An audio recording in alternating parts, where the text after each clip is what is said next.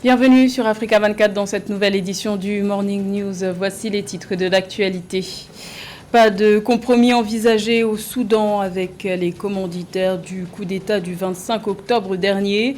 La coalition des forces pour la liberté et le changement exige le rétablissement du gouvernement de transition. L'opposition burkinabé lance un ultimatum d'1 mois au président Roch Marc Christian Kaboré pour maîtriser la situation sécuritaire en dégradation constante. Des mesures concrètes sont attendues, sans quoi l'opposition menace de descendre dans la rue. Et le Bénin célébrait ce mercredi 10 novembre le retour de 26 œuvres d'art pillées par la France sous l'ère coloniale, l'aboutissement d'un processus engagé depuis 2018 entre la France et le Bénin.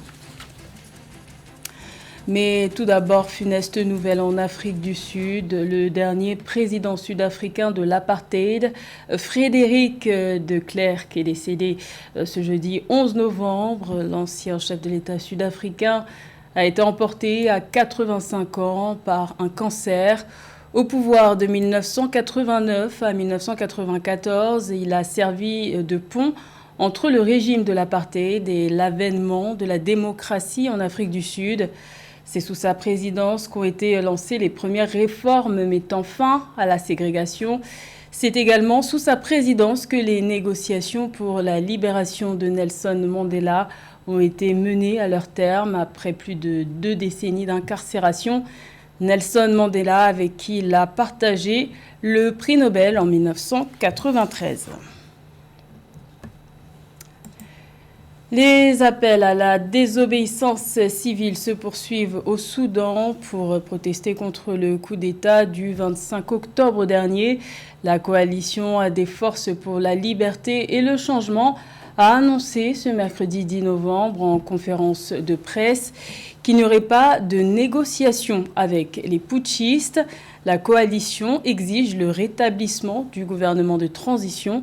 Plus de détails avec Fanny Mounichi. Il n'y aura pas de négociation avec les putschistes. La coalition des forces pour la liberté et le changement a réitéré ce mercredi sa position, le retour aux conditions d'avant le coup d'État, mais aussi le rétablissement du gouvernement de transition et du Premier ministre Abdallah Hamdok. Nous soulignons que nous ne rencontrerons pas l'armée. Notre position est claire et sans équivoque. Il n'y aura pas de négociation ni de compromis avec les commanditaires du coup d'État. Et nous saluons la position ferme du Premier ministre Abdallah Hamdok.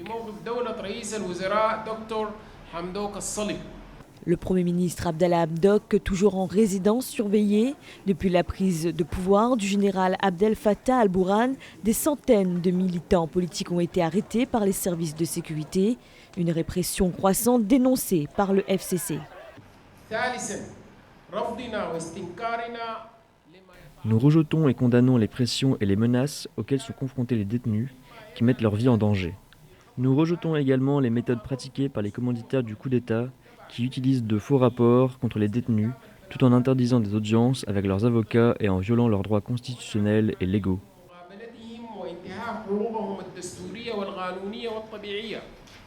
La coalition a exprimé son soutien aux manifestations annoncées par les comités de résistance les 13 et 17 novembre. Des marches dont le slogan sera « Pas de négociation, pas de partenariat, pas de légitimité ». Grogne de l'opposition au Burkina Faso face à la dégradation constante de la situation sécuritaire. L'opposition exige des mesures urgentes du gouvernement, sans quoi elle menace de descendre dans les rues et de réclamer la démission de l'exécutif. Un délai d'1 mois a été laissé au président Roch Marc Christian Kaboré et à son équipe pour redresser la situation. Les explications de Mildred Diamou. L'opposition burkinabé donne au gouvernement un délai d'1 mois pour redresser la situation sécuritaire du pays. L'ex-parti au pouvoir Congrès pour la démocratie et le progrès, CDP, a exigé le 9 novembre 2021 des mesures urgentes face à la dégradation rapide de la situation sécuritaire et socio-économique dans le pays, menaçant d'importants mouvements contestataires pour réclamer la démission du président Roch Marc Kaboré et son gouvernement. Si dans un délai d'1 mois, rien de sérieux et de concret n'est entrepris pour maîtriser la situation sécuritaire, l'opposition politique, en concertation avec des organisations soucieuses de l'avenir de la nation, appellera à des manifestations fortes pour exiger purement et simplement la démission immédiate du chef de l'État et de son gouvernement. Le Burkina Faso subit une recrudescence d'attaques terroristes ces derniers mois. Le pays est régulièrement confronté à des groupes djihadistes affiliés à l'État islamique et à Al-Qaïda, visant civils et militaires depuis 2015. Le mouvement d'opposition Congrès pour la démocratie et le progrès dresse un bilan de plus de 2000 morts, 2 millions de déplacés internes et plus de 2500 écoles fermées, mettant plus de 400 000 élèves dans la rue.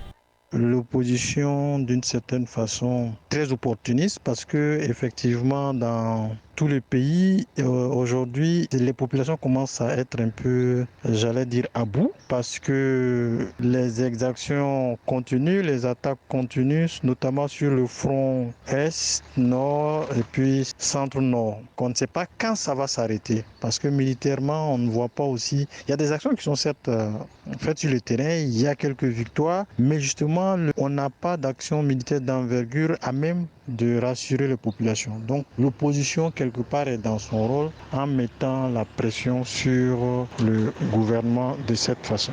L'opposition burkinabé demande notamment que l'armée soit dotée de matériel de combat mieux adapté, que les frontières terrestres fermées depuis 2020 en raison du Covid-19 soient ouvertes et que le gouvernement fournisse une aide alimentaire aux personnes dans le besoin. Les conflits ainsi que la pandémie risquent de plonger près de 3 millions de Burkinabés dans une grave crise alimentaire en 2021, selon les agences humanitaires.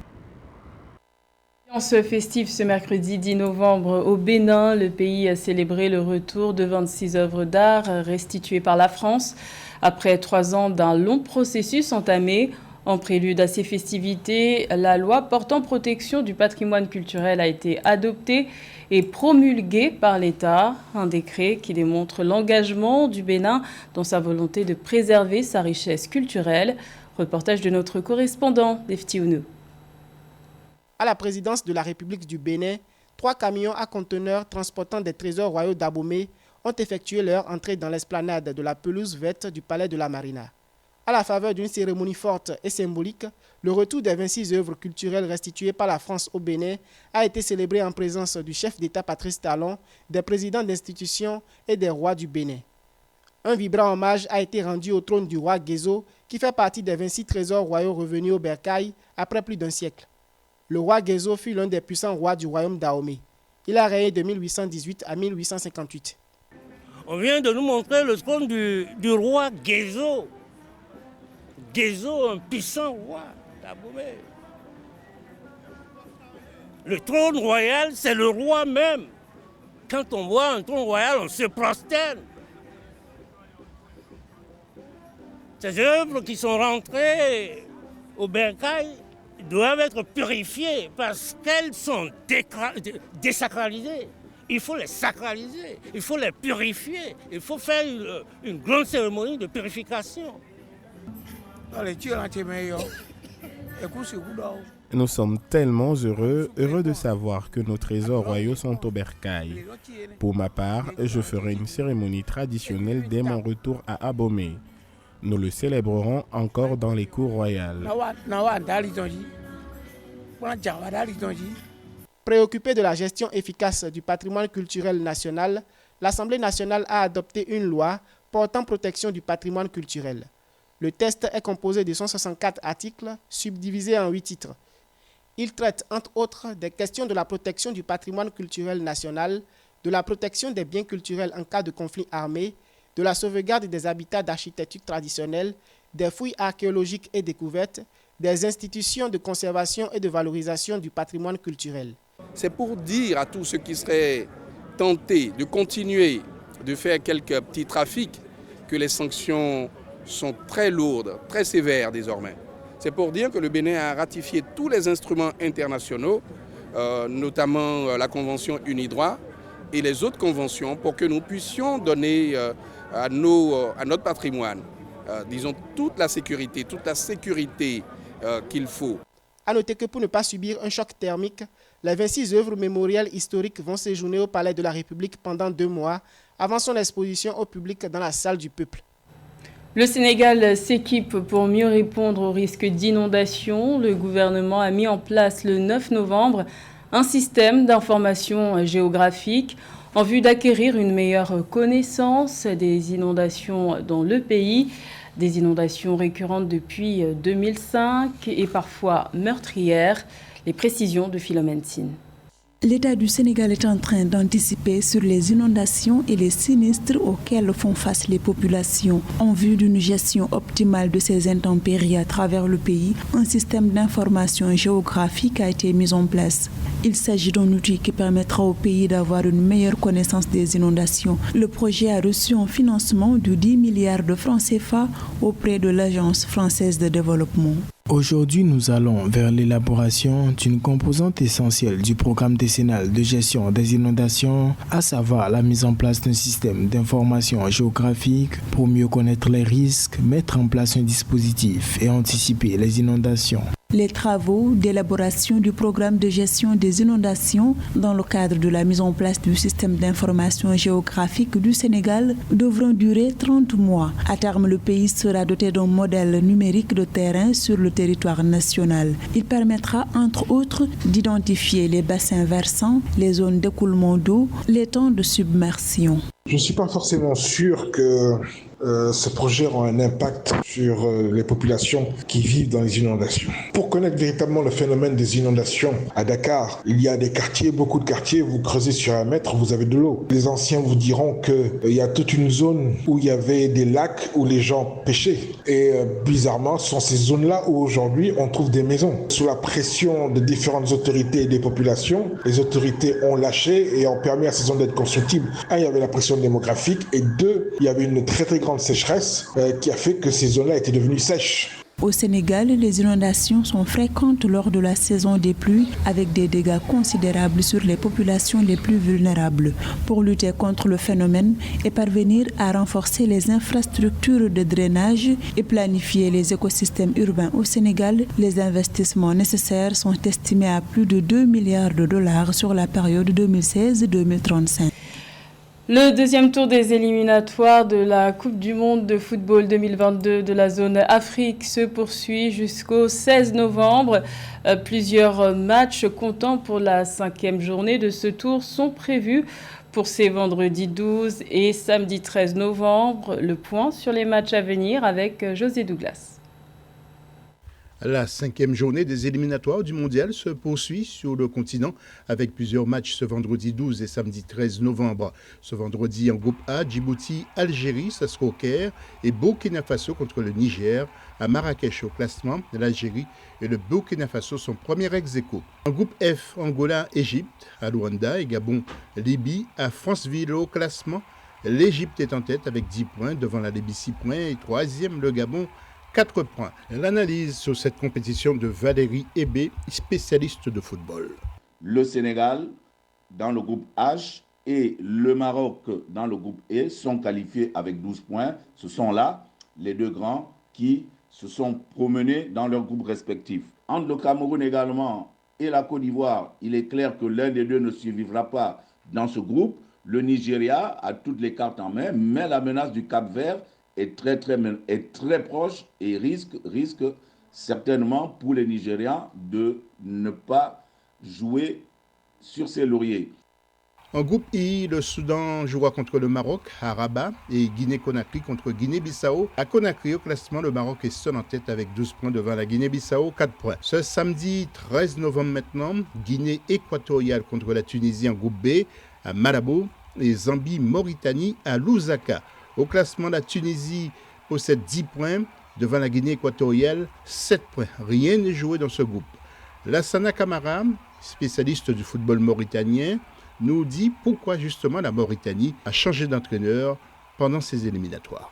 Parce qu'il faut être réaliste, les Mauritaniens savaient qu'ils n'allaient pas se qualifier pour la Coupe du Monde dans un groupe où il y a la Tunisie, la Zambie, la Guinée équatoriale. Mais il fallait faire bonne figure. Depuis la qualification acquise à Bangui contre la République centrafricaine, où la Mauritanie s'est qualifiée pour la deuxième fois à la Coupe d'Afrique des Nations, il y avait une ambiance défaitiste qui est rentrée dans ce groupe-là parce que Corentin Martins est devenu sourd aux cris critiques, sourds aux remarques. Toujours ce samedi 13 novembre, en groupe C, Libéria contre le Nigeria et Cap-Vert, République centrafricaine. Au classement, le Nigeria 9 points devant le Cap-Vert, deuxième 7 points. En groupe D, Malawi, Cameroun à Orlando et Côte d'Ivoire contre le Mozambique à Cotonou. Au classement, la Côte d'Ivoire 10 points et le Cameroun 9 points. Attention, la 6e journée aura lieu à partir de ce dimanche 14 jusqu'au 16 novembre. Un rappel, 54 équipes engagées. Il y a 5 places qualificatives. Les 10 vainqueurs de groupe se retrouveront lors d'un dernier tour pour disputer les 5 places en phase finale. C'était le journal de la rédaction. Merci de l'avoir suivi. L'information continue sur Africa 24.